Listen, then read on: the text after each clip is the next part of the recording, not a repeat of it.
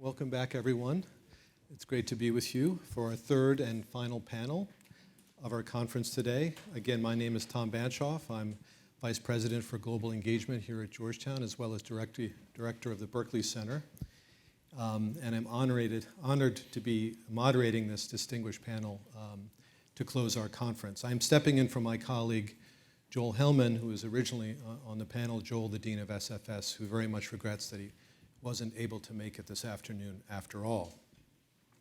So those of you who've been with us the whole day know that we've had a nice arc. We began this morning with a look at the impact of the Russian invasion on Ukrainian society, which has really demonstrated such incredible resilience in the face of the terrible onslaught.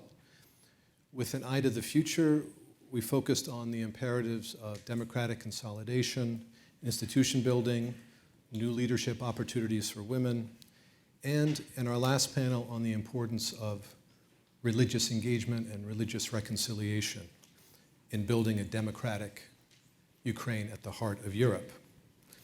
In our last panel on post-war reconstruction more broadly, we're going to keep these societal challenges in view, but also step back, place them in the broader international context, and we have an amazing panel to help us with that. Ambassador Markarova, Ambassador Tefft, Ambassador Herbst, thank you so much for joining us. I really want to single you out, Ambassador Markarova. We're especially moved by your presence. You're taking time to be with us, given your extremely busy schedule and important responsibilities. We want to share with you, as I think you know, that our entire university community, administration, faculty, students, staff, stand in solidarity with Ukraine. And this conference is one of many events of all kinds like it to help us all think through and work through how we can help Ukraine now, how we can help Ukraine into the future in face of this unprovoked aggression. So what I'd like to do is introduce each of our speakers very briefly, just say a word about the format, and then we'll jump into the discussion. So first, Ambassador Oksana Markarova has served as ambassador of Ukraine to the United States since 2021. Prior to her current appointment, she served in Ukraine's Ministry of Finance as First Deputy Minister and Government Commissioner on Investments, and then as Minister of Finance. Since assuming your current role, you've been a tireless, passionate, and immensely effective advocate for Ukraine and the Ukrainian people in the United States, in the media, and around the world. So welcome. And I've learned that you're also a Georgetown parent, which is terrific. Great to have you with us. Ambassador John Herbst, to her right, currently serves as Senior Director of the Atlantic Council's Eurasia Center, and before that served for 31 years as a Foreign Service Officer in the U.S. Department of State. Over the course of that long and distinguished career, he served in many important posts. I'll just mention a couple, especially relevant here, as ambassador to Uzbekistan from 2000 to 2003, and then as ambassador to Ukraine from 2003 to 2006, a critical time, of course, in the development of Ukrainian democracy with the Orange Revolution, which you witnessed and accompanied in your role. Also a Georgetown connection, a graduate of our School of Foreign Service, so welcome back. And then finally to my left, Ambassador John Tefft, who served for some 45 years as a career Foreign Service officer. That's quite a stretch.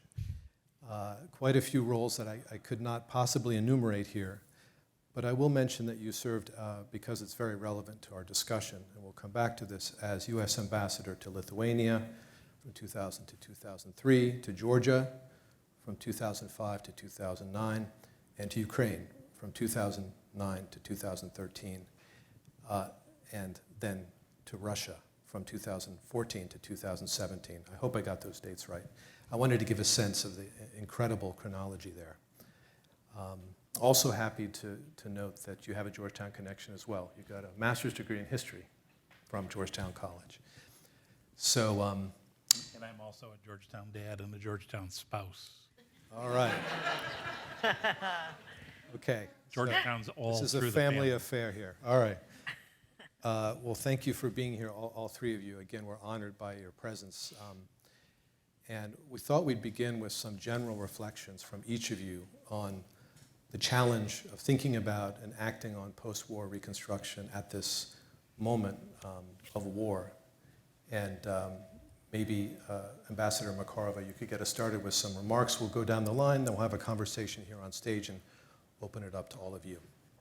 Thank you. Thank you to Georgetown and getting us together with incredible colleagues who not only played a crucial role while serving in Ukraine. And Ukraine was always fortunate to have the best of the diplomatic talents serving in our country, which helped us actually to progress and get to where we were when Russians attacked us 372 days ago.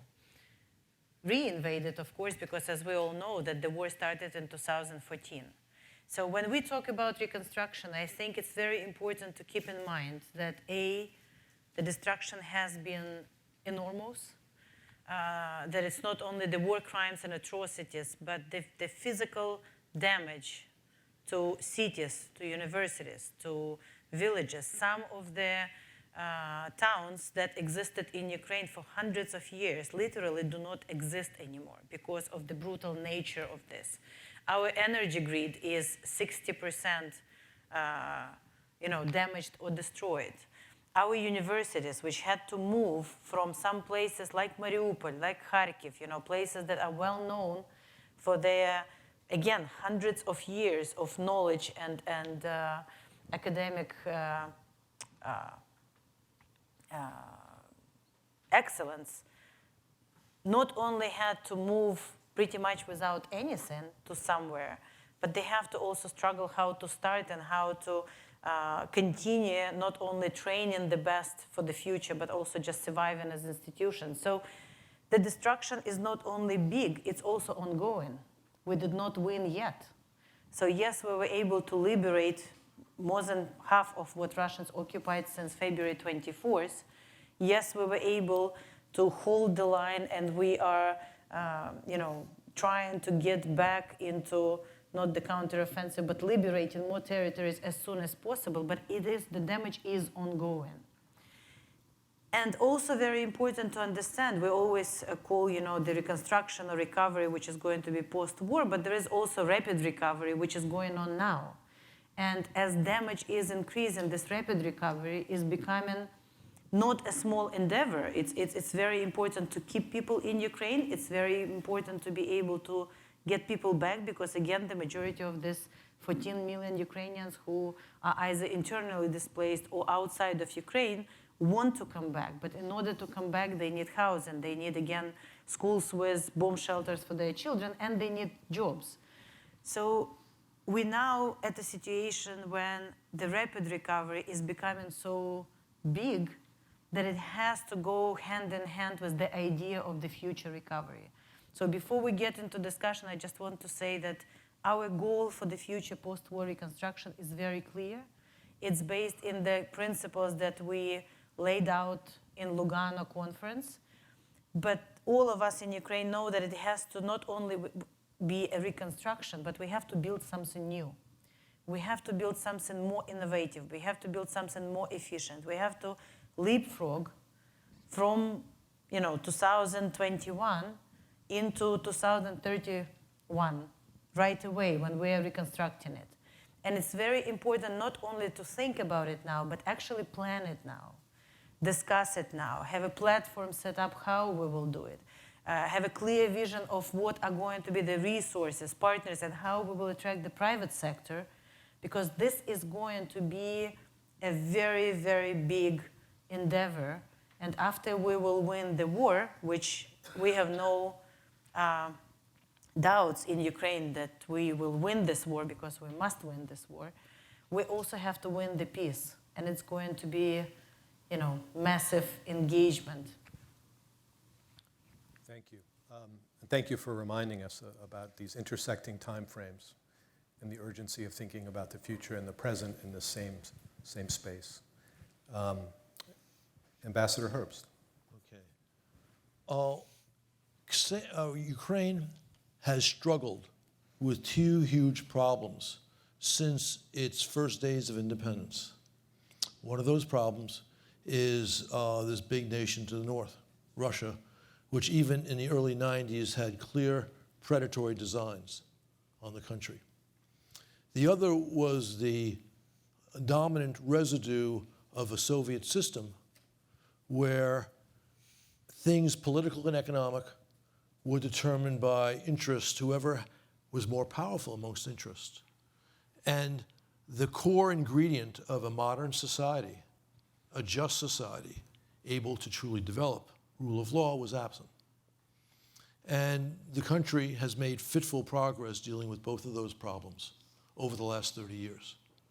And Reconstruction will be all about that second problem, rule of law. And I'll come back to that in a minute, because we have to get there first. And getting there first means Ukraine has to win. Now, I share with Ambassador Markarova optimism that Ukraine will win, but I put a condition on that optimism. As long as Western, and especially American support, remains at least where it is today, Ukraine will win. That's important because that support can slip, which is why if you are interested in American security and prosperity, and if you're interested in Ukraine's existence as the Ukrainian people's land, you must support the assistance we're giving to Ukraine, military and economic, and in fact, you should be pushing the White House to be less timid in sending more advanced weapons, and working also to ensure that the small populist wing of the Republican Party does not grow.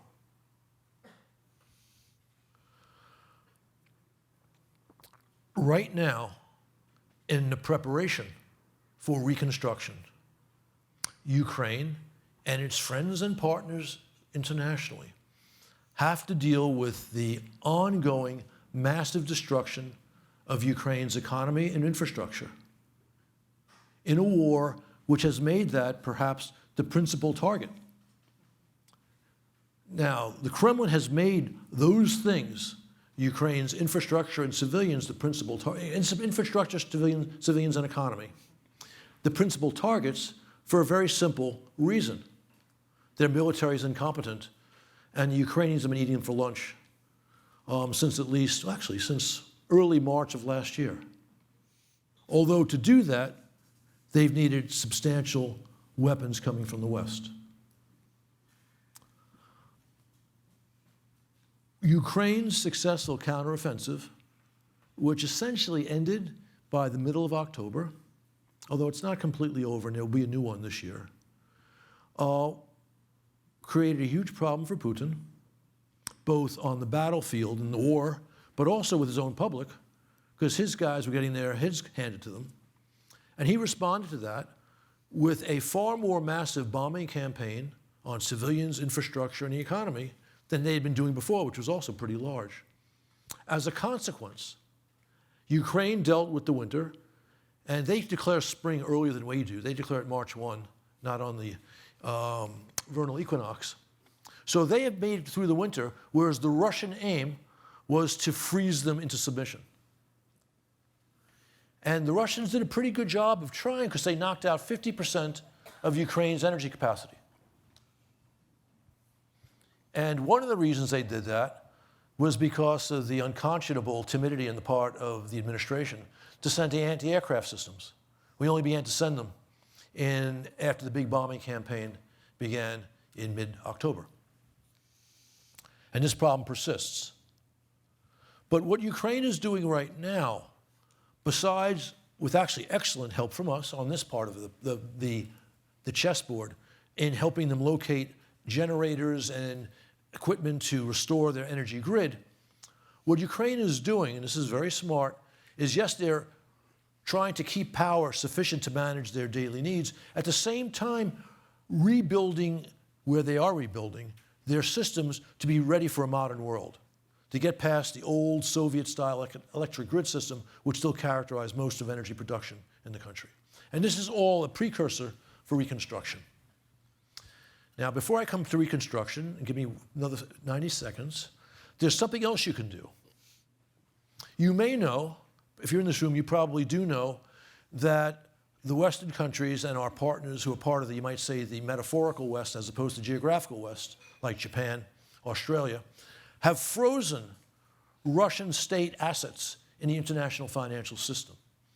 The estimates are there, 300 billion there, although we're not sure, quite sure where they are.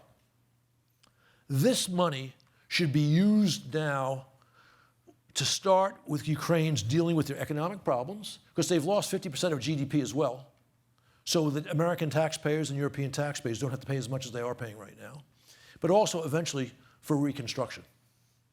The problem is there are too many people with green eye shades, bookkeeper-type minds, at the top of our international financial system. And when you talk about this, they shiver in their boots and say, that could undermine the integrity of the international financial system. Not recognizing that Putin's been trying to take down the whole house of international institutions with his invasion of Ukraine and various other things, including cyber attacks on the United States. I throw that in there for the MAGA Republicans, so they understand who the enemy is. We need to do something about this, and you can help as American citizens. We know that people in Congress are interested in passing legislation. The Canadians have already done this. We should do it. But there's timidity in our Treasury Department and maybe elsewhere in the administration. Something can and should be done about it. And let me just tell you the following, so you can deal with the people who like to count coins and say, we can't do that, it's too dangerous. We did an event at the Atlantic Council on Monday with Larry Summer, former Secretary of the Treasury, Bob Zoellick, former World Bank president, who said, of course we can and we should do this. And they know the international financial system as well as Janet Yellen or anyone else. So this is coming to a store near you soon. You could help us bring this and put this on the shelves in those stores with a little political activism.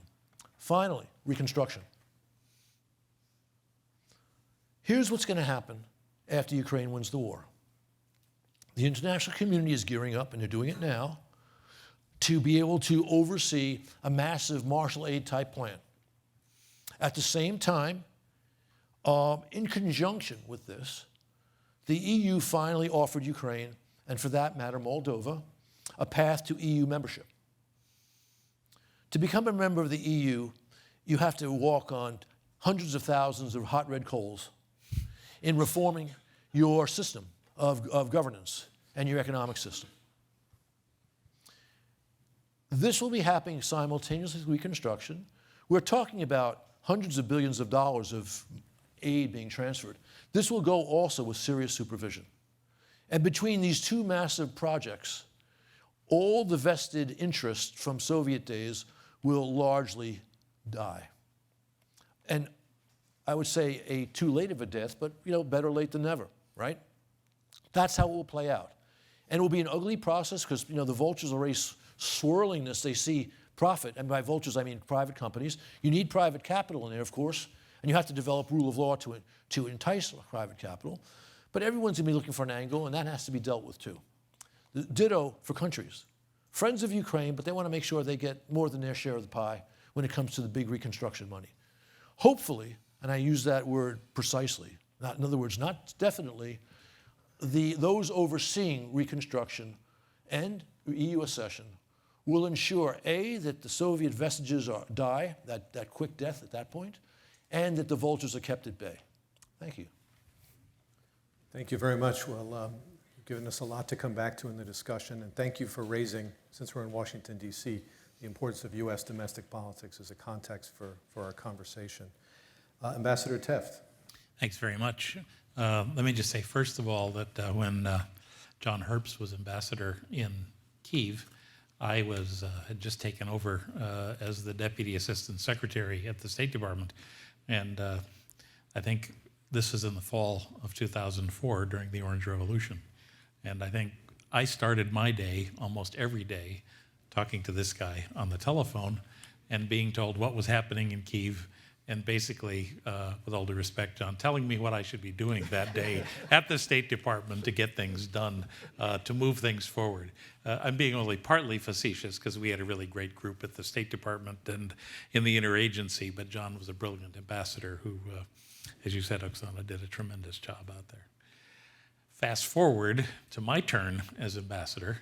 I arrived at the end of December, or the beginning of December 2009, and then, as most of you will remember, the first 2 months of that year, Yanukovych was elected as president. So most of my time as ambassador in Kyiv was during that period. And so the first thing I was thinking about as I was trying to think of what I would say to you today is the first word that usually comes to my mind with Yanukovych, which is the C word, corruption. And I could tell you lots of stories. Ambassador, you could probably tell us stories too. But it's endemic inside of Ukrainian society, as it is with almost every other country in Eastern Europe. Its roots are in the Soviet system, and they've continued. It's also rooted in the lesser angels, the devils in our human character.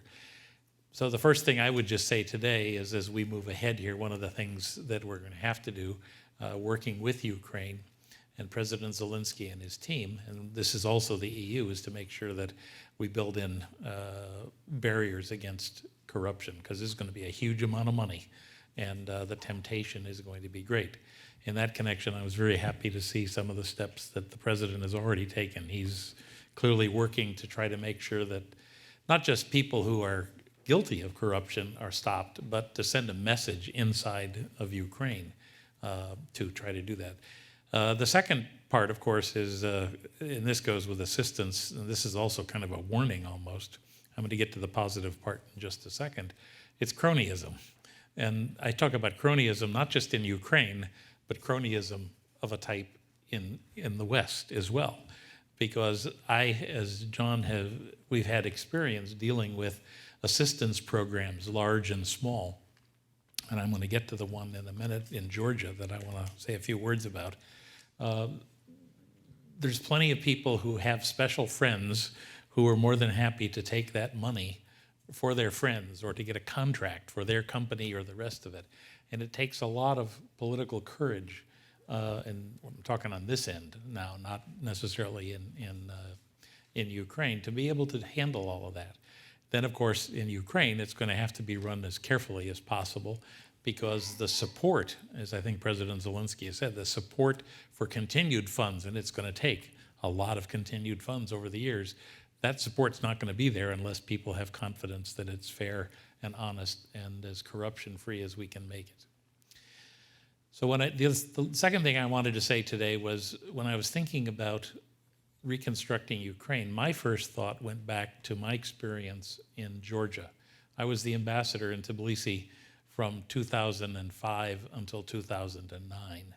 And I understand, I was there during the war, 2008 war. And yes, it's a massive difference in scale. There's no comparison with what is happening in Ukraine. But at the end of that war, you'll remember, we had a visit, actually, it was, I think, on August the 18th, if I remember. Then Senator Joe Biden came to Tbilisi to meet with President Saakashvili, and he was followed by Senator Dick Lugar. And the two of them basically talked to Condi Rice, then the Secretary of State, and put together a $1 billion assistance program for Georgia. And this program consisted of a bunch of different elements. There was, I think, a quarter of it, $250 million, was immediate balance of payment support. There was also humanitarian assistance, and it attempts to help many refugees. If any of you have visited Tbilisi and driven outside of town, there's just north of town a kind of a little town, row after row after row, 2,500 cabin-style houses where the people who are refugees from Ossetia, who fled or were driven out as part of the ethnic cleansing campaigns by Russia and their friends, their allies, where they live at this point. The other thing, and this is where I'm going to get to the tie-in, Milan asked me to see if there was anything we could tie in for university work. And I actually looked into this a little and overnight exchanged emails with Nika Galauri, who was the prime minister of Georgia when I left. As part of our program, we had these two other areas, but we also had a Millennium Challenge account. I don't know whether the Millennium Challenge Corporation is working or whether the administration is even thinking about using them as part of this. But they built a big highway in Georgia. They did a lot of really good things in terms of infrastructure. But they also set up a program, I should say a program was set up for not just the big highway, but smaller highways. So when Galauri became the prime minister, he looked at this and said, we don't need more highways. What we need to is invest in our human capital. We need to invest in education and the people. So he converted that money with the assistance or with the approval of the administration here, and basically had that money set up to create a new American-style university in Tbilisi. Well, one thing led to another, bureaucracy, delays, and it never became an American university, but the money was then plowed in to Tbilisi State University for improvements in the educational system. So my purpose in telling you this is that I think, and I hope, that a chunk of the money that we invest in the reconstruction is not just in repairing all of those, building new apartments and all of the things to let people live, and I understand how important and urgent that is, but to invest in the future. I think all of us have been impressed with just how smart the Ukrainian military has been and how they outfox the Russians over and over again. I think back to my time in Kyiv when I used to work and support the efforts of the Kyiv Polytechnic University, Mikhailo Zhuravsky, I hope I pronounced it right, who was a brilliant man who is still there, I think, one of the smartest guys I ever met anywhere, let alone in Ukraine. And he was already out there training young engineers and scientists. This was a period when American firms were coming in and hiring computer engineers and computer programmers, and were tapped into these wonderfully trained Ukrainian students. There was also a wonderful university out in Kharkiv, which is probably substantially destroyed, I suspect now, but also training really smart computer and other high-tech areas. So I won't go on any further, but to say that I hope that somehow when we do the plan, when the administration lays out to the Congress how we want to do this, that we will have money put in there for, I don't like this term, human capital, but basically training people, because this is going to be the future. This is, as you mentioned before, this has to be part and parcel, building houses, but building minds, building the intellectual capital of the country, and not just rebuilding the property and the industries of Ukraine. Maybe I'll just stop at that point. Thank you, and thank you for those opening contributions. You've all raised a whole series of issues we can go deeper into before opening it up to the audience. But I wanted to give Ambassador Markarova an opportunity to respond. You've heard two distinguished diplomats who've not only followed developments in your country, but helped things along in important ways, reflect on this moment and the challenge of reconstruction. Maybe there's some things they mentioned you'd like to comment on, but it'd also be interesting, I think, for us to hear your view of the centrality of the United States, which we may tend to overemphasize here or maybe underemphasize. Very interesting to see how you see the U.S. alongside the rest of the international community as allies as you think about reconstruction in the short, medium, and long term. Thank you.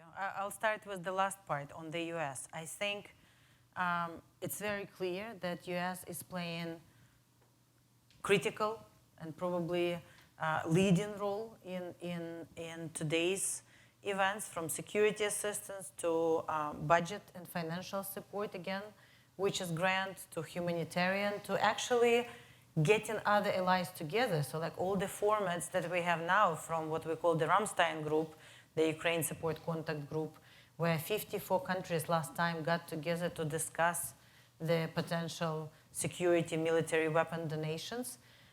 We also have to see that it's Secretary Austin who personally leads all the meetings, who spends his time always on this personally, not delegating to anyone, to Energy Contact Group, the platform that actually coordinates G7 plus allies. Now, we have to not only preserve it, but do more. And I really think, the role of the US in the post-war reconstruction has to be central as well. Yes, we are a candidate country to European Union, but I think there is a lot of similarities between Ukraine and US. I would argue sometimes even more than with some of the European countries. The entrepreneurship, the vibrant democracy and our willingness not only to embrace and live it, but also fight for it. I mean, I think that these are very American, core values, and this is what we Ukrainians think as our core values, freedom, democracy, freedom of economy, freedom of business. So I really hope that US would not only continue to play a central role as our strategic friend number one, but also as the main partner in the future reconstruction. And this inaugural meeting of the Future Reconstruction Coordinating Group, where US, together with European Union, Ukraine, are co-chairs, I think is a very good kind of platform with the co-chairs, with US and us being the co-chairs. On what my colleagues said, first, a couple of comments. One is on the transparency, accountability, and corruption. It is true that before 2014, before the Revolution of Dignity, the corruption has been endemic in Ukraine. We said, the corruption was systemic, and the fight with corruption and law enforcement was sporadic. Now, I really believe in it. It's vice versa. There is no systemic corruption in Ukraine. The reforms we've done during the past 9 years, the procurement reform, the unprecedented transparency of the public finances, the reform of the gas sector and the gas prices, that was the source of what we call the president's corruption in Ukraine for generations. Of presidents before that. And a number of other reforms. Plus, we put the whole anti-corruption infrastructure, which actually not a lot of people have. We have a special anti-corruption prosecutor, we have the special anti-corruption bureau, we have the anti-corruption court, and we even now during the war conduct reform of our judiciary, which again, I believe is the most difficult reform. Even though, when I was the Minister of Finance, we have done complete reform of the public finances. We've done the fiscal consolidation. We've done the monetary reform, the banking system. Those sound like very difficult reforms, but I think judicial reform is the most difficult one because it's not only laws, it's not only even selecting judges to start with, it's a societal change.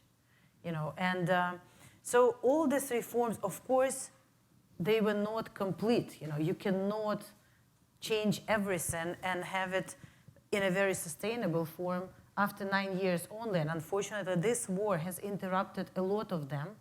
But we do keep not only fighting on the front, but continuing all this reform because we understand how important it will be, how important the rule of law, and we've heard it from both ambassadors, is going to be for our future. Because what we fight for now, it's not about the lands and houses only. I mean, of course, we're defending our homes. But Russia attacked us because we decided to be different. We decided to go to our core Ukrainian, before Soviet, before Russian occupation values, because we decided to go to integrate into Europe. And we always keep it in mind, that democracy, rule of law, the European Union, this is what we fight for in this war as well. Last moment on the universities. Ukraine has one of the oldest universities in Europe. Some of our universities, like my alma mater back home, Kyiv-Mohyla Academy, have been there before Soviet Union for a couple of 100 years, and then were closed during the Soviet times. But we do have the knowledge, we do have history, we do have big not only experience of the old universities, but also some new universities like Ukrainian Catholic University and others. And I think, this is time when universities here, and I really would like to see Georgetown among those first universities to have not only, some joint programs and seminars, but actually have an ongoing alliances where we can get a lot of help on the one hand now when we need it, but we also can add a lot. Because Ukraine, with our experience now, with being able to run the country during the war, like imagine how many, everyone talks about how many case studies are going to be written about the way we fight. But there will be equal number of case studies on the way we were able to run the country during the full-fledged war. Our banking system did not stop working. Our energy system, even been bombed, been repaired and stopped working and delivering this, the water, the sewage, everything else. Our business was able to move from east. Some businesses moved twice during this year already, and they still continue doing, producing their products or providing their services. So this link between universities and doing it together will allow us, so it's going to be, as we say, not giving us the fish, but giving us the fishing rod. But also we can share a lot with I think, schools here. Absolutely, and we talked about this a bit this morning. There is that distinction between the short-term help, and Georgetown and other universities have stepped up, but this is a long-term process which will involve real partnerships among U.S. universities working with their counterparts in Ukraine. We have representatives here from the Mohila Academy. Archbishop Gujak from UKU is here. So thank you for that encouragement as we think forward. That leads to a related question about the role of civil society. There's a temptation, I think, in thinking about the United States and its role in Reconstruction to focus on Congress and the administration, which is obviously the most important actor here. At the same time, how do the three of you, given your experience in diplomacy, your understanding of Ukraine and the United States, think about the role not just of universities, but of other cultural institutions, foundations, philanthropies, social movements, human rights organizations, and the like? Are they key allies as well in this long-term vision you have for a future Ukraine embedded within Europe? Well, I can start by saying that, in addition to our president, who stayed and fought with the people, in addition to our brave armed forces, civil society is one of the top 5 elements of us not only being able to win in this war, because we see the civil society not only staying in the country, but assuming roles they never had before. It's them who were delivering food, sometimes to the front lines. It's them who were anti-corruption activists and became the advocates for weapons. It's them who joined forces. So it's all Ukrainians, essentially, but civil society is such a strong part of it. And they have been instrumental in reforms, and they definitely should be inseparable part of the reconstruction effort, because this is ultimately, the reconstruction is going to be done for the people. And they are the best advocates and the voice of people. Thank you. And linked to that, Ambassadors Herbst and Teff, do you see a role for U.S. cultural diplomacy, U.S. Civil society organizations, like universities, but also beyond universities in this effort? I was just going to say that during my time in Kyiv, we spent a lot of our assistance money helping NGOs in civil society to organize themselves and to accomplish things. And, one of the satisfying things that I find now is every once in a while we will see a young Ukrainian who will be on TV or at an event that Milan sponsored a couple weeks ago, who I remember from way back when. And, my own sense is that when the history of these times is written, civil society in Ukraine is going to be one of the key factors that historians will mark as the reason why things changed. I think it's fair to say that one of the reasons President Zelensky got elected was because of a reaction among civil society against corruption, against other things, and wanting to see more developed. So I would hope that the assistance package, and part of the reason I laid out kind of what we did for Georgia was that that we provided assistance in a variety of different categories. And I found that when I was there to be one of the best ways to kind of conceptualize this. I have no idea how the administration is planning to do this yet, or how the Ukrainian government would like to do, but I certainly hope that that will be the case. I have to tell you a funny story. One of the things that we managed to do in Georgia was to keep a little money in a pot of this $1 billion for what were called regional programs. So when I took over as ambassador from Bill Taylor in Ukraine, what did I discover?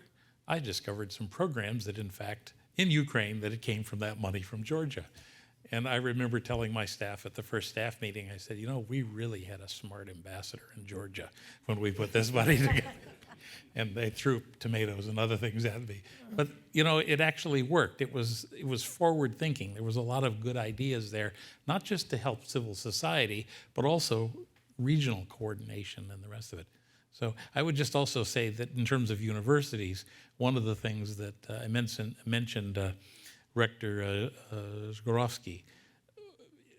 This is a man who had not only was training some of the best and brightest inside of Ukraine in technological and other areas, but he would personally get them set up in Silicon Valley at some firms or at Stanford or something else, and so that there was a lot of that going on. It wasn't just giving money to help the university. It was also providing the funds that were necessary to build those kind of connections, which will also be crucial for the future. Ambassador Herbst? Let me offer a thought, but first, before I do that, John is actually, in terms of American diplomacy, Mr. Eurasia, having served in every region of the former Soviet Union except for Central Asia. And we tried to get him to Tashkent, but we failed. So he comes with extraordinary perspective from having seen all corners of the challenges there. But let me offer you a thought regarding reform in Ukraine, based partly upon my experience in Kiev after the Orange Revolution, which was a disappointment on reform, although there was some reform at that time. Although, to his credit, I would say of all the Ukrainian presidents, Yushchenko, who was the victor in the Orange Revolution, had the most democratic tendencies of all of them. But corruption under his regime was only slightly better than it had been under the Kuchma regime in Ukraine. But real reform in Ukraine has come from, I would say, 3 sources. One is civil society, actually 4 sources. One is civil society, which has been active in Ukraine predating the fall of the Soviet Union. And that's really important to explain. Actually, it's both a symptom of the greater openness and diffusion of power in historic Ukraine, Soviet and pre-Soviet and post-Soviet, compared to the rest of that territory, meaning not just Russia, but also the other states. The Baltics are separate, as John can tell you better than I. But when you look at all of the states of the former Soviet Union minus the Baltics, Ukraine probably stands first in terms of civil society, diffusion of power, and openness. So civil society was a very important factor towards reform, which really saw its peaks at the first year after Poroshenko was elected, and then the first year after Zelensky was elected. A second important impetus were reformers in the Rada and in the government. And Ambassador Makarova was a very important figure in that after the Maidan.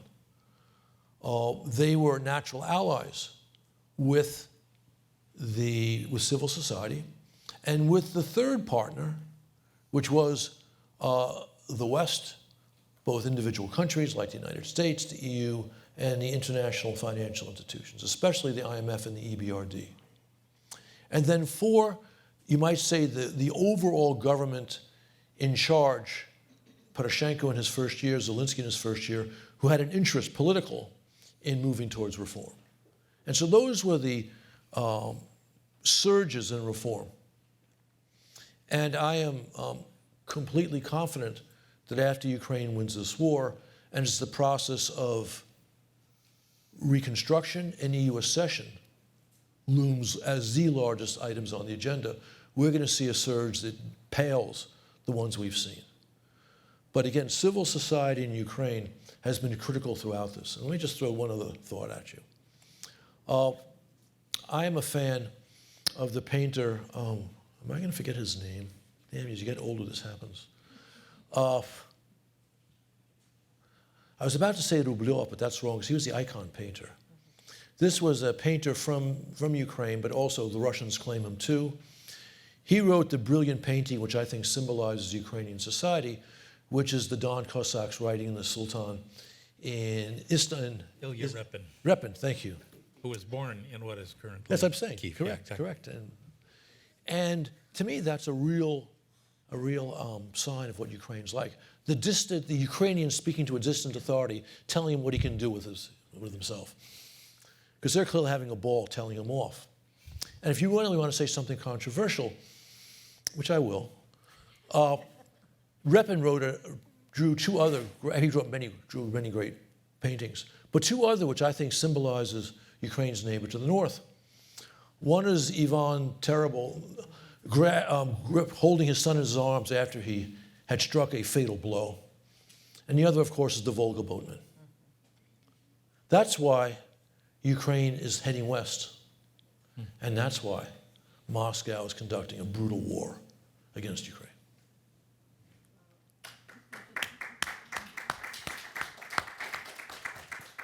And thank you.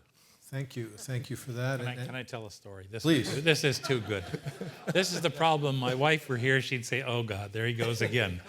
Milan knows this. When you get to be an old diplomat, Ambassador Makarova isn't in this. She's so young at this point, but all of these wonderful stories come back. We recently saw the Romeo and Juliet by Prokofiev down at the American Ballet Theater at the Kennedy Center. And I just happened to go back and look up the biography of Prokofiev. And I'd always known that Prokofiev, like so many of the other great artists and writers and painters, he was born in what is contemporary Ukraine. In fact, he was born in Donetsk. But I dug a little deeper. And even John, with all that he knows about Ukraine, probably doesn't even know this. Do you know where Prokofiev? Prokofiev was from the landed gentry from the 19th century and was born on an estate, which I'm sure is not there anymore, in Bakhmut Rayon. Wow, no, that's really interesting. Sorry, I couldn't resist. It's a good story. Thank you. I wonder what he's looking down from heaven is thinking now. There they go again. There they go again, Well, that's right. Before we throw it open for questions, I did want to come back to U.S. domestic politics and the fact that we have a remarkably strong bipartisan coalition. There's some fissures and fractures, of course, but remarkably strong on the military side. As we look forward to Reconstruction, it's going to be much more difficult to maintain that kind of strong bipartisan consensus around economic aid, political support, at least on the face of it. What advice do you have? I mean, you were saying get out there and get engaged around these issues. How should this be framed, especially for the skeptics, those who would see the United States as bearing the brunt of a project that would have to be justified domestically, politically in this country? The answer is actually pretty simple. We have a demonstrated vital interest in stability in Europe. You know, before NATO existed, there were these things called World War I and World War II. And these things, and there's a brilliant historian, long dead. In fact, I first read this historian in Carol Quigley's Evolution of Civilizations course, which was required for all freshmen in the School of Foreign Service 50 and 60 and 70 years ago. William McNeill. The book we had to read in that course was Rise of the West. But he wrote two other books which were, I would say, of more consequence, not to diminish Rise of the West, which I recommend, by the way. One was on the two great killers, the two were on the two great killers of human beings and destroyers of prosperity. One was disease, and I forget what that book is called, Plague and something, Plague in History, I forget. You look up McNeill, you'll find it. And the other, the name I completely forget, was about wars. So World War I and World War II destroyed, in the case of World War II, it was 50 million people. World War I, I don't know, 20, 25.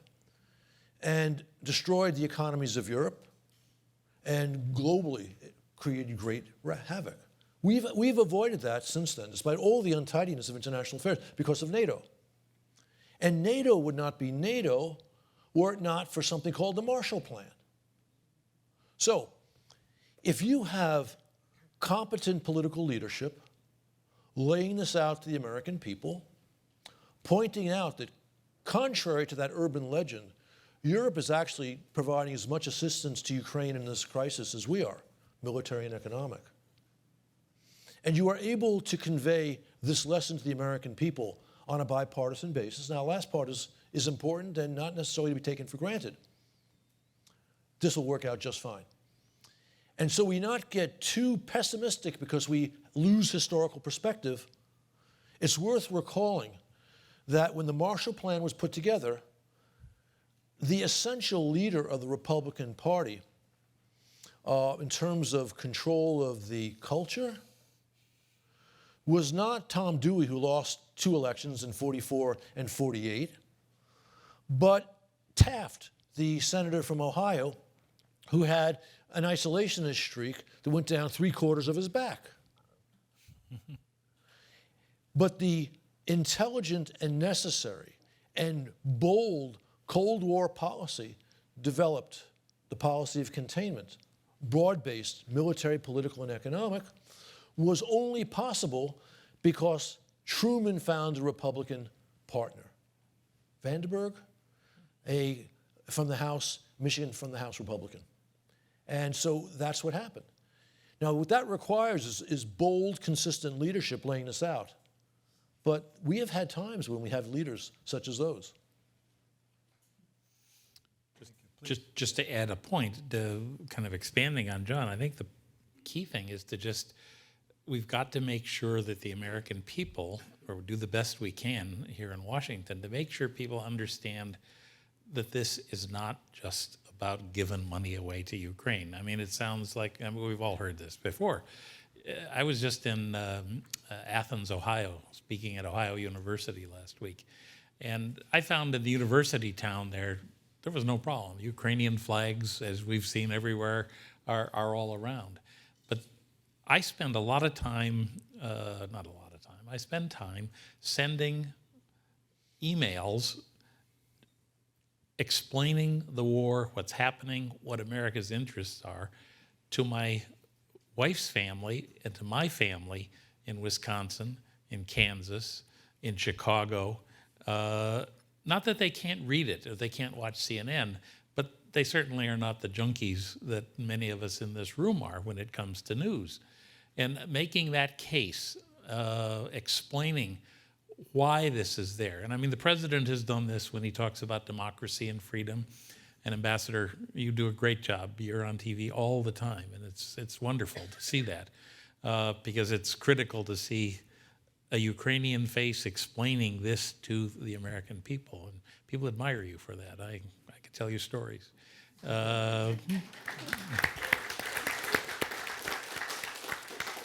But I think just to make the point, we just have to, as we move into this next stage, when it isn't just about weapons, that it's about, that it's not the big Washington giveaway. I mean, you all know what that's about.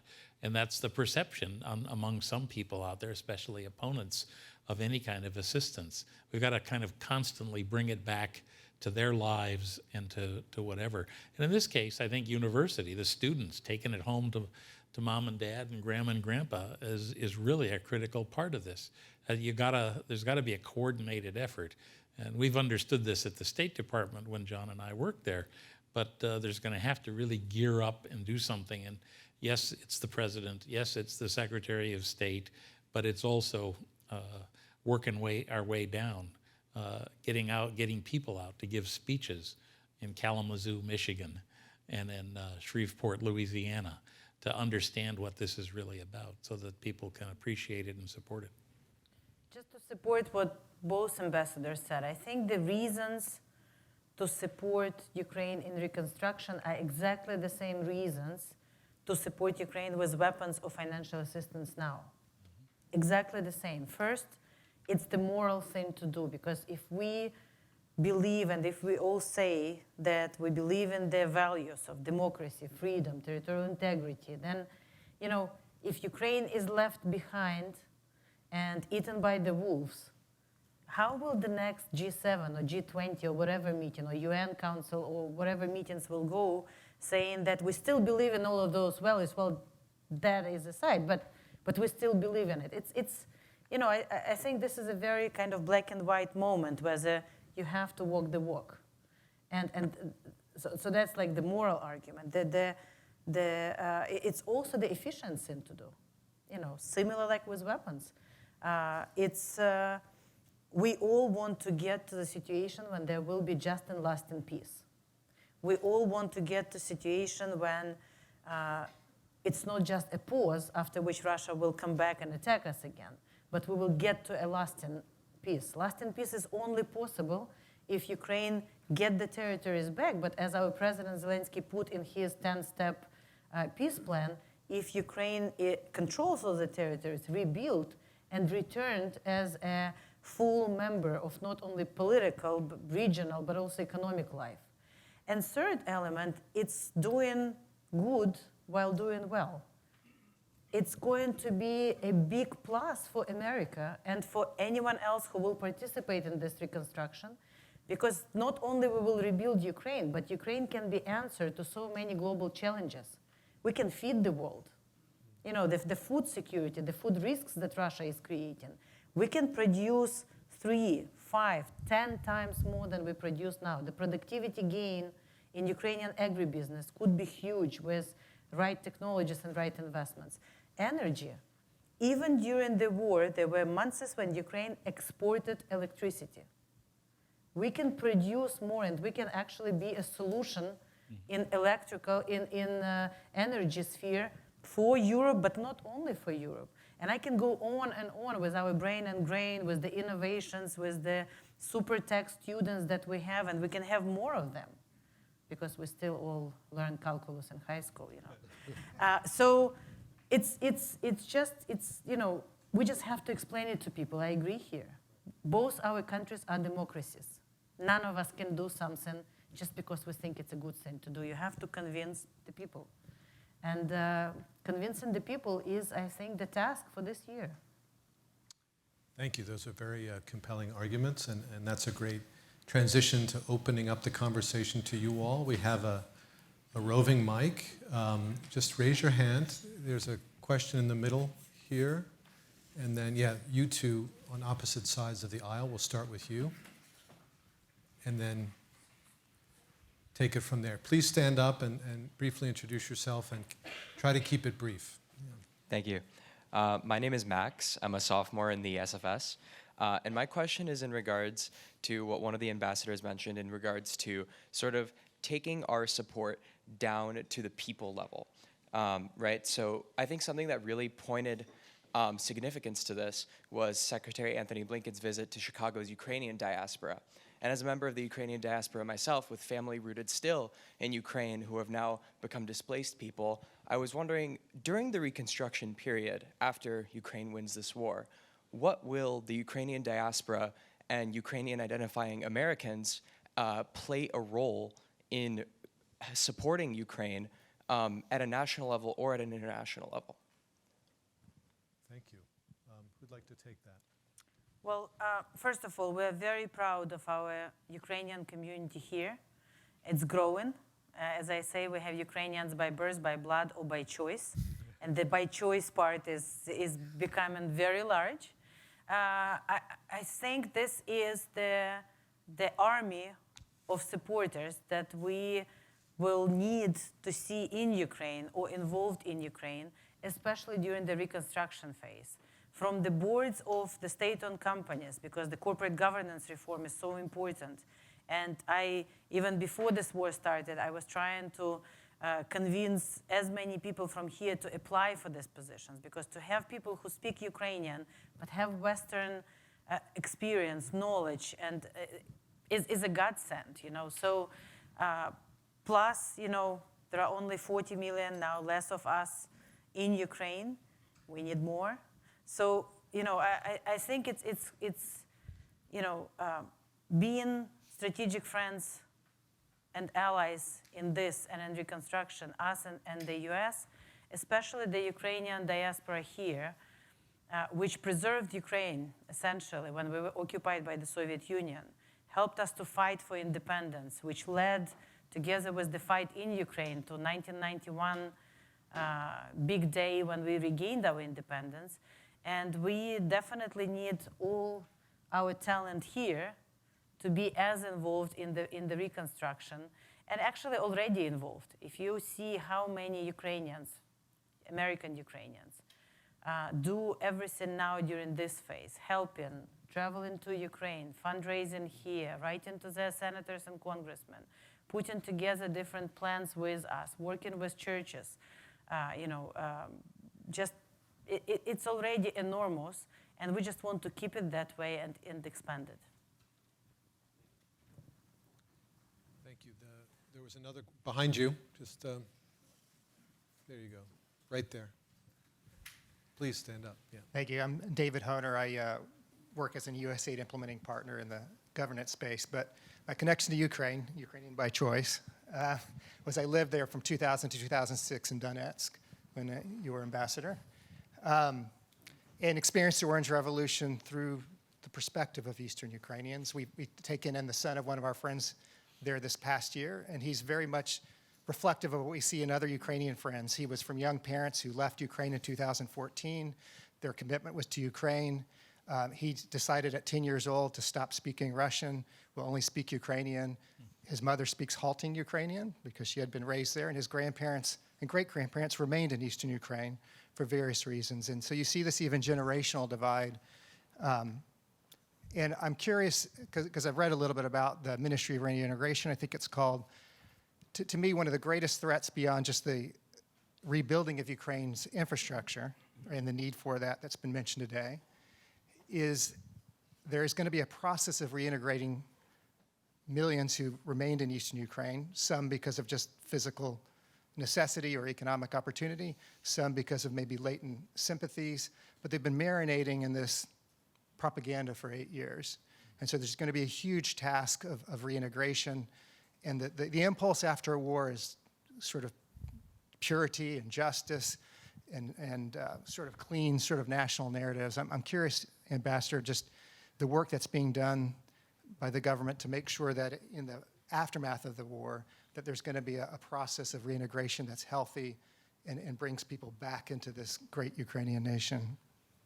Absolutely. This is one of the topics on which a lot of people, not only in government, but in civil society and human rights activists and others and teachers and universities, by the way, are not only thinking, but already having a lot of close discussions about too.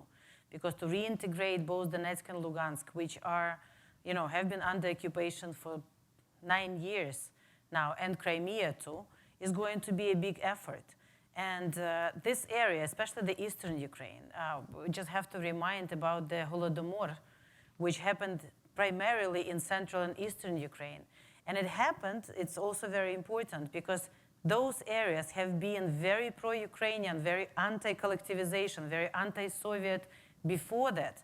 The number of anti-Soviet and anti-collective farm creation revolts in Donetsk, Lugansk, Kherson, Odessa have been many more than in central Ukraine in 1920s.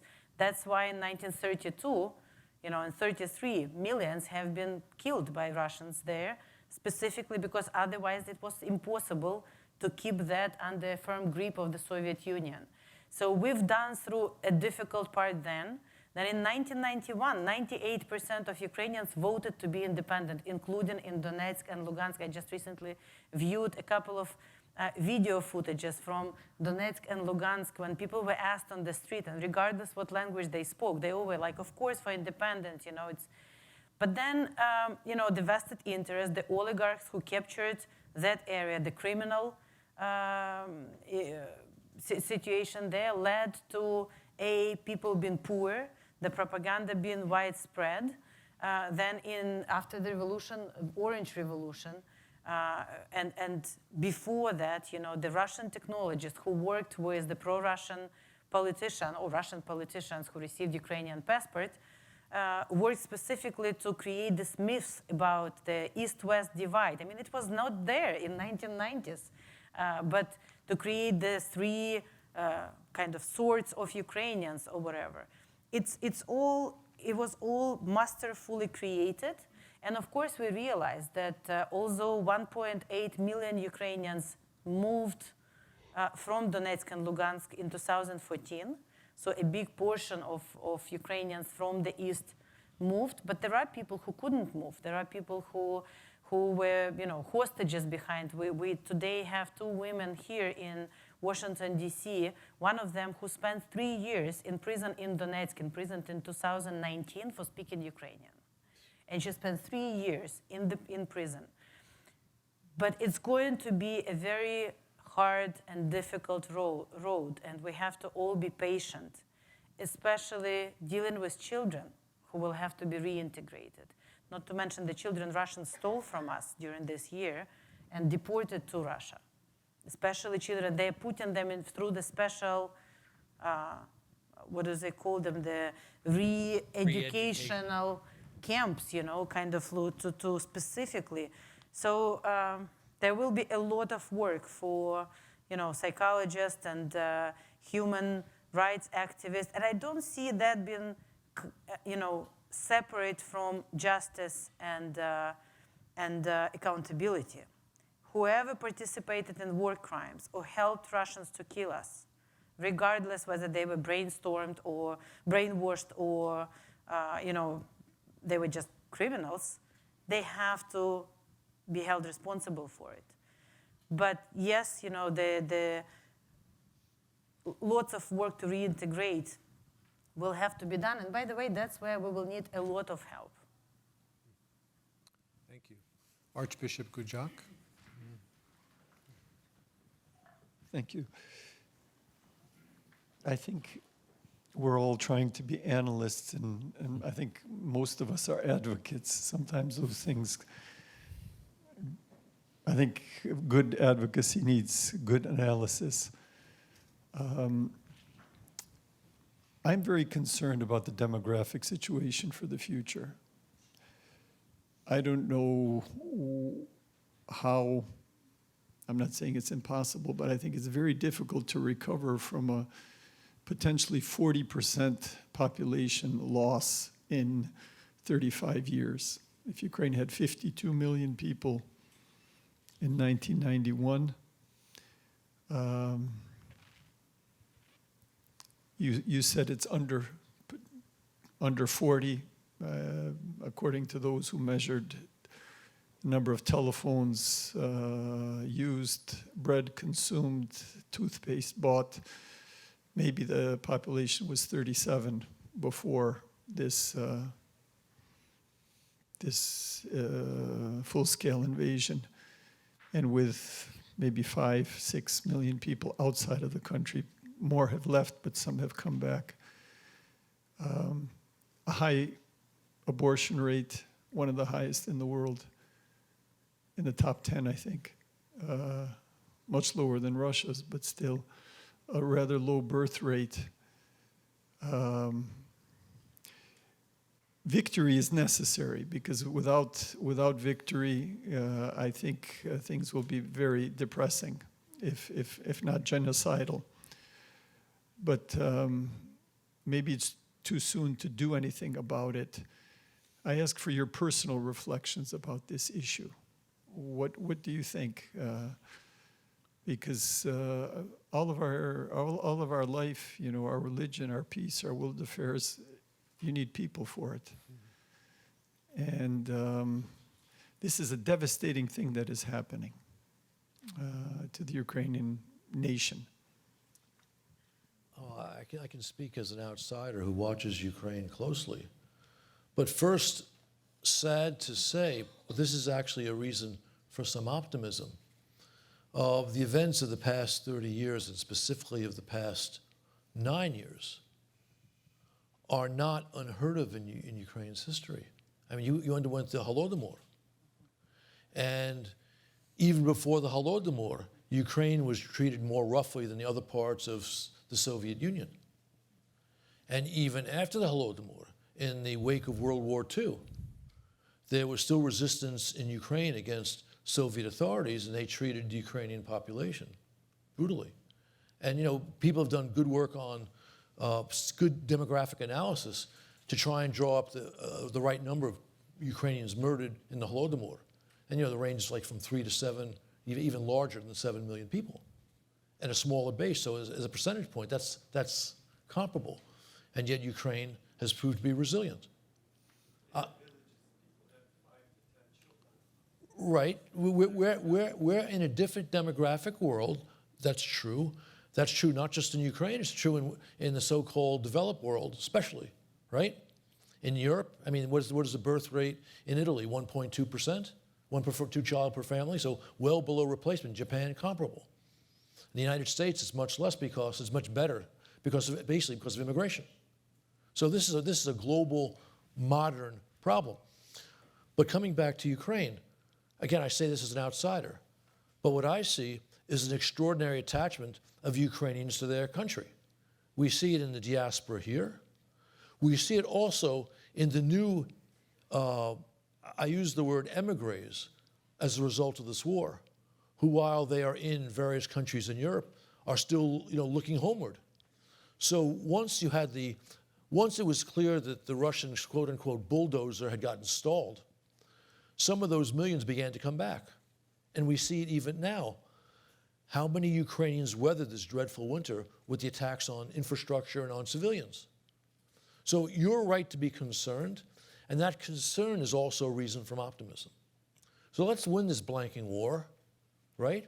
And you watch Ukrainians flow back from the rest of Europe into Ukraine, especially as the reconstruction process actually promises the prosperity which will make Ukraine like Poland in 20 years. Thank you. Should we take some more questions, or would you like to add something from your Well, point of view? I can comment maybe on His Eminence's question a little bit. There are, I think, two sides of this problem. One is related to the war and the demographic changes which resulted from the war. And here, I think the biggest, I'm optimistic about people coming back, but of course, I think it's tragic how much talent we are losing.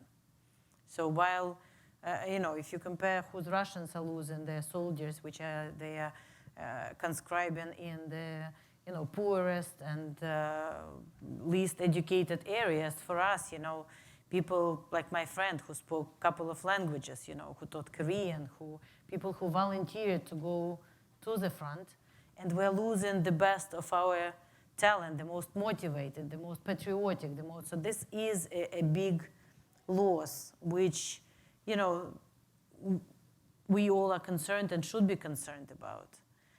But the second aspect of that is something that we had before the war. You know, a number of challenges that you mentioned, they did not start on the February 24th. Ukraine, as the majority of European countries, is an aging population with the low birth rates, and there I think it's a question, you know, when I was at the Ministry of Finance, I introduced the gender-based budgeting, tailoring to the needs of women and men specifically. Unless we do lots of reforms there, unless we allow women to bring children to work, unless we invest heavily in kindergartens, unless we invest heavily in a support system so that women who want to have more children will have more children, because it's also, a function not only of a desire to have them and love, but also being able to do that.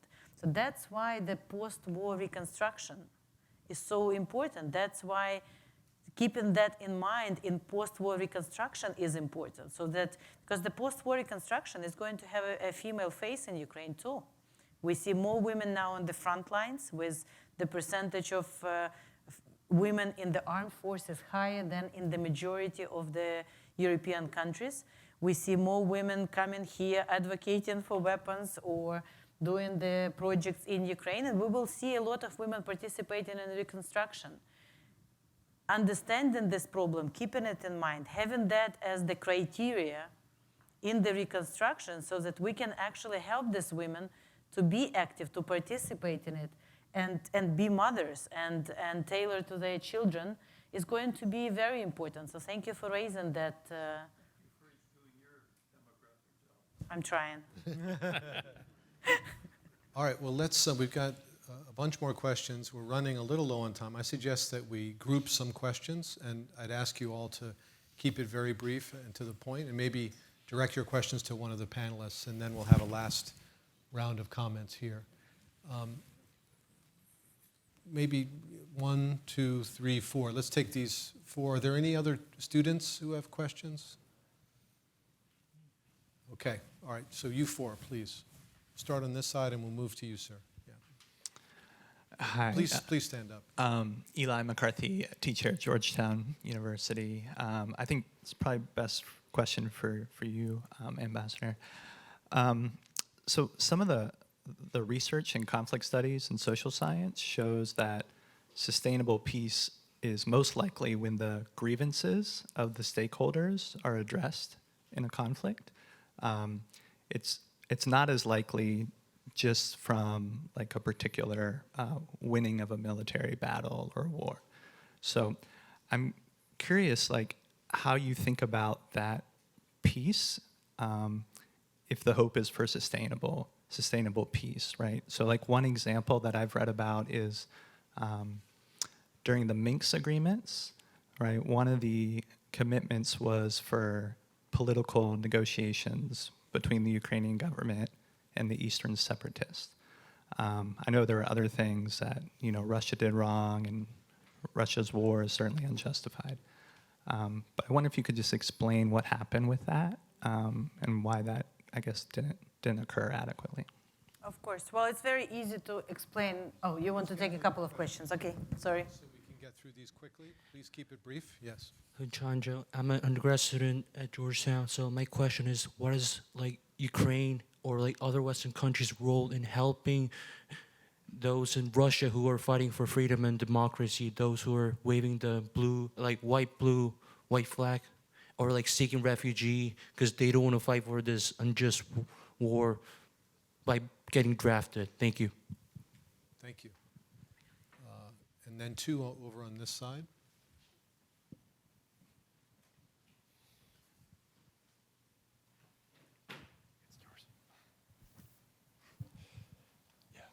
Good afternoon. Thank you so much for being here and speaking to us. I have a quick question. Recently, President Zelensky had a couple of negotiations and meetings with top managers of JP Morgan Chase, and I'm just curious, what kind of role will a private and public capital play in the reconstruction of Ukraine after the war is over and we win it? And just pertaining to it and to the point that Ambassador Markava made about rebuilding Ukraine, not in its 2021 edition, but rather its 2031 edition, I'm just curious, how do you envision Ukraine of the future, what we should be striving for and working toward? Thank you. Thank you. And last question up here. You can just pass it forward. Yeah. My name is Darian Diachak. I worked as the energy advisor for USAID in Ukraine during the 1990s. A great discovery that people in the international development business made was that the reason that Poland quickly recovered, Hungary and the other countries quickly recovered economically was because they allowed SMEs to develop, or small and medium enterprises. It wasn't a large enterprise, it was the small and medium which led the recoveries in those countries. Ukraine started down the same path until the The oligarchs sort of prevented that because there were competition. And then the final nail in the coffin was the tax, very harmful tax plan about 10 years ago, which killed pretty much the small and medium enterprises. In the reconstruction that's coming up, what do you see the plan for engaging SMEs in Ukraine? Thank you. Thank you. And great to bring in the business dimension. So Ambassador Markarova. So I'll start with the 2014 and Minsk Accords, which have been pushed on Ukraine and have been very unfair to Ukraine. But unfortunately, in 2014, when the country was robbed blind by Russians and their puppets like Yanukovych and others, and the West was not as firmly behind us as it is today, we did not have means to defend our country. So let me be very clear. There are no Russian or Eastern separatists. It was the Russian Federation that committed the aggression in 2014 in Crimea, in Donetsk and Lugansk, and it's the Russian Federation that committed the war of aggression now. And it's the same thing that happened in Moldova and Transnistria in the early 90s, and it's exactly the same what happened in 2008 when Russia attacked Georgia. Before 2022, Russians were trying to disguise it as some kind of local initiatives. So they would transfer some of their people, like Girkin and others, who pretended not to be Russian, but then we learned that they were on leaves. So, even though it was unfair, we tried to find a diplomatic solution and execute this Minsk Accord as much as possible from our side, but Russians never wanted them to be executed. They wanted an operational pause. They received that operational pause, and they used that operational pause, the 8 years pause, in order to attack us again. So when you ask if you thought what is Ukraine is willing to give up for Russia to be satisfied in order to enter into some kind of agreement, their intent is to destroy us. I will just respond with words of a great girl from Kiev, Golda Meir. She didn't talk about Russians, but it's very usable here. They want to kill us, we want to leave. That leaves not a lot of space for compromise. So, I think all the ideas of, giving them some parts, we tried that in 2014. It didn't work because the intent is to destroy Ukraine as country, to destroy Ukraine as Ukrainians. And as we see what they're doing in Bucha, Izium, Kherson, and what they've done to Mariupol and others, unfortunately, it's just a genocide and to wipe us all out. So we know that for us to leave any place behind is actually to give our people to be tortured, raped, and killed. And we do not intend to do it this time. And I really pray, hope, and will work 24/7 so that our allies, our friends and partners who support us now can stay the course together with us, because we can stay the course. We know it's existential for us. Thank you. Thank you. And maybe Ambassadors Herbst and Teft, if you have any thoughts on the other questions. One was, take the Russia question. No, John might want to take it. You can take the business. No, he's the former ambassador to Russia should take the Russia question. All right. How about SMEs and the business side? Or I'll be happy to you can take that. Okay, refresh my memory. There were so many questions. What's the Russia The question? question was about what can we do? Are there things that help can be with done Russia. in solidarity with pro-democracy protesters, opponents of Putin in Russia? Yeah, I mean, I thought the question was more about Ukraine, and I don't think Ukraine can do very much. They have a big challenge to take care of their own people at this point. But I've been struck by not just, there's thousands of Russians now in Georgia, and there's efforts being made there. But there's also lots of talented Russians who have come to this country, and I suspect this is true at Georgetown. I know it's true at some of the other universities where I have friends who are teaching. They're finding efforts to get people jobs as lecturers and others. These are more academic, professional types. But then I think it would be interesting to know how many technical people out of Russia are in different countries working, whether they're in the Baltic countries, whether they're in Silicon Valley, whether they're in any one of a number of places in Europe. I read a piece the other day that said these people are gone forever from Russia. And you know, when you look at what Putin has done here and the losses, the long-term losses, this is going to be one of the biggest ones, because the best and the brightest in many ways have left Russia. It's hard to find public money to be able to do this, but I know different universities, and I don't know Georgetown, but I know there's efforts being made at Stanford and others. Our friend Mike McFall and others are finding places for people out there for jobs. But you know, there's only so much an individual university can do. But I think to the extent we can, we need to find ways to help them. And I'm sure there's a lot of people, a lot of things that I don't know about. Thank you. I'll take the question on private and public capital in reconstruction. You need to have substantial public funding to help put in place the structure for a modern society, to talk about the rules, to help with rule of law and things of that kind. But no country ever has truly developed on the basis of assistance from other countries. All the countries, we know we've had this remarkable burst of prosperity after World War II. By the way, thanks to that international liberal order that people talk about. And the countries that have led the way have done it because they've established a system in which private capital thrives, starting with Japan, the tigers of Southeast Asia, South Korea, but also, I mean, this is a global phenomenon. Africa is poor compared to the rest of the world, but it's far more prosperous today than it was 50 and 60 years ago. So if you have to establish the structure in which private capital can prosper, that's the key. And I'm confident we'll see that in Ukraine after they win the war. And you have Ambassador SMEs. Markarova, final word. Short comment on private capital and SMEs. So I think one of the most successful reforms that was conducted in Ukraine during the past 9 years, which actually was designed by us Ukrainians, and it was not part of any programs, either IMF conditionalities or any others, was the reform of decentralization. In 2015, and I was in the Ministry of Finance, and it was very strange when the minister, and I was the deputy minister then, agreed to this reform and actually championed it too, because it was actually given the money from the central budget. We not only gave to our regional budgets the real estate and land tax, like it is in the US and in other, but we also gave a portion of the corporate income tax and personal income tax. What it did, it created very capable local communities in Ukraine.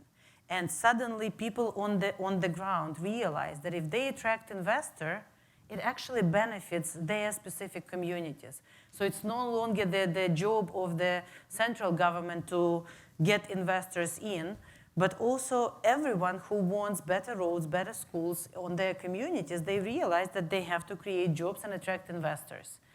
And I think, the best, it also worked with small and medium-sized businesses. So and the reason I think why this reform worked is because it's very close to Ukrainian nature.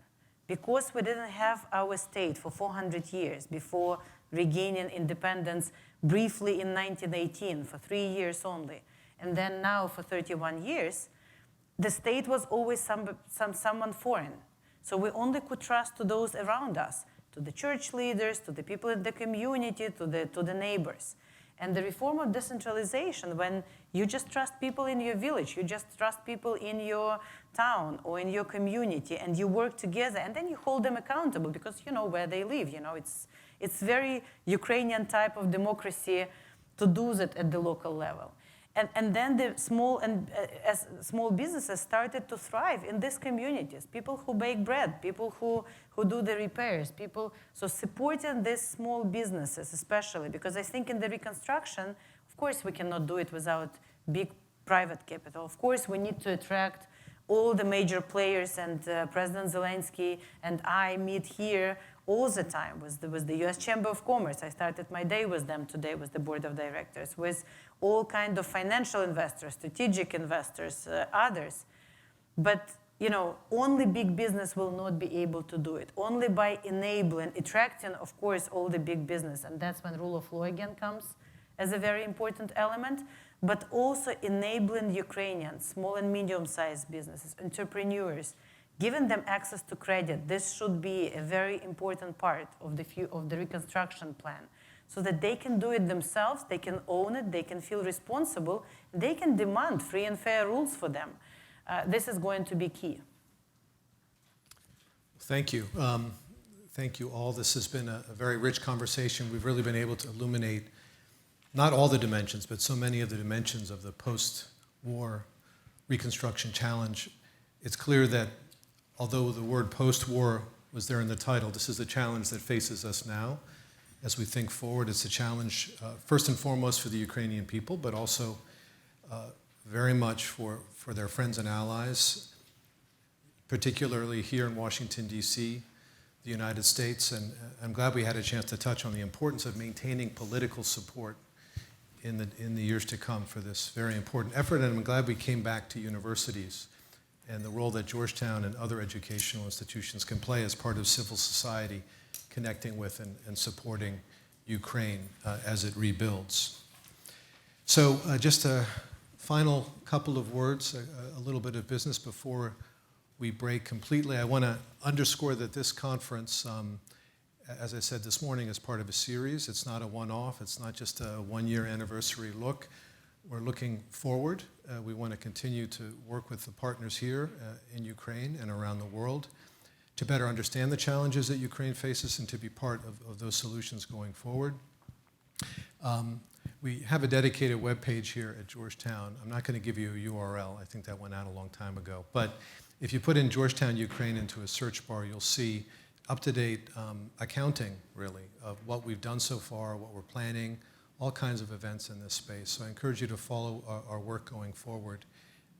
And I do, in closing, again want to thank the sponsors who made our time together today possible, my colleagues in the Berkeley Center for Religion, Peace, and World Affairs, the School of Foreign Service, the Institute for Women, Peace, and Security. Milan, thank you for all your hard work in helping to bring this conference together. And especially the individuals, the people who've helped to make this day possible. Imogene Johnson, Amy Vanderfleet, Siobhan Cooney, Shimong Tong, and other staff of the Berkeley Center. Thanks to you. Thank you all for coming, and please join me in thanking our panel.